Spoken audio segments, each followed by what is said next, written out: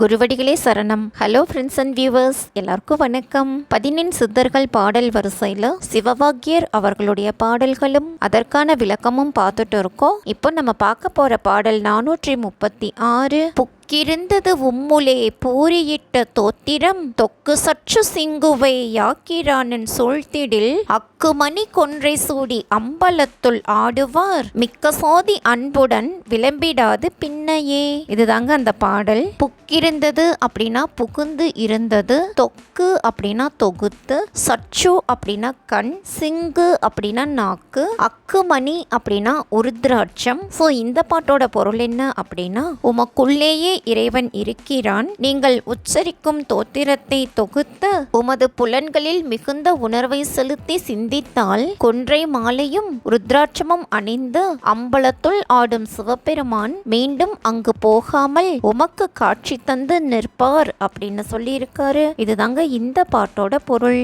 அடுத்தது பாடல் 437. பின்னெழுந்த மாங்கி வித்தை பேதையர்கண் பற்றியே பின்பு மாங்கிஷத்தினால் போக மாய்கை பண்ணினால் துன்புறும் வினைகள் தான் சூழ்ந்திடும் பின் என்றலோ அன்பராய் இருந்த பேர்கள் ஆறு நீந்தல் போல்வீரே.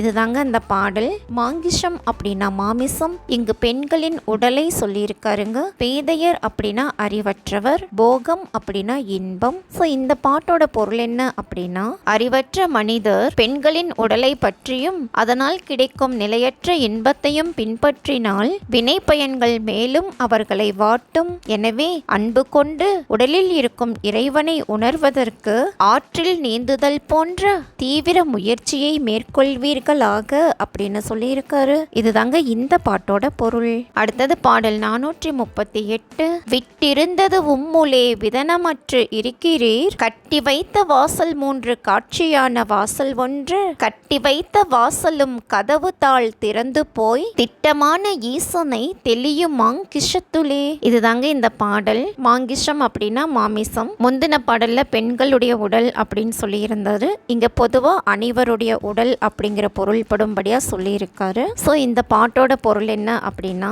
இறைவன் தன்னை வெளிப்படுத்தி இருப்பதும் உங்களுக்குள் தான். கட்டி வைத்த 3 வாசல்களான மூலாதாரம், மணிப்பூரகம், ஆக்ஞா என்பதும் காட்சியான வாசல் 1 அநாகதம். இது மார்பின் நடுப்பகுதி. இவற்றின் வாயில்கள் கட்டப்பட்டுள்ளன. இவற்றின் கதவுகளை திறந்து போய் உறுதியாக இறைவனை உங்கள் உடலிலேயே காண்பீர்களாக அப்படின்னு சொல்லியிருக்காரு. இதுதாங்க இந்த பாட்டோட பொருள்.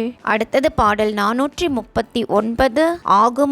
ஆகுமே அனாதியான அப்பொருள் ஏகர்பாதம் நாடி நாடி ஏத்தி நிற்க வல்லிரேல் பாகுசேர் மொழியுமைக்கு பாலனாகி வாழலாம் வாகுடனே வன்னியை மருவியே வருந்திடீர். இதுதாங்க அந்த பாடல். ஏகர் அப்படின்னா இறைவன், ஏத்தி அப்படின்னா வணங்கி, பாகுசேர் மொழி உமை அப்படின்னா பாகு போன்ற இனிக்கும் சொற்களை பேசும் உமா தேவியர், பாலன் அப்படின்னா முருகப்பெருமான், வன்னி அப்படின்னா மூலாதார நெருப்பு. சோ இந்த பாட்டுக்கு என்ன பொருள் அப்படின்னா, பழமையான காலம் முதலே இறைவன் நம் உடலில் தான் இருக்கிறார். ஏகமாக எங்கும் உள்ள அவர் திருவடிகளை நம் உடலில் நாடி நாடி அவற்றையே வணங்கி வந்தால் பாகு போன்ற இனிக்கும் சொற்களை கொண்ட உமாதேவியாரின் மகனாகிய முருகப்பெருமானை போல என்றுமே இளமையுடன் வாழ முடியும். எனவே உரிய முறையில் மூலாதாரத்தில் உள்ள நெருப்பை தழுவியே பயிற்சி செய்வீராக அப்படின்னு சொல்லியிருக்காரு. இதுதாங்க இந்த பாட்டோட பொருள்.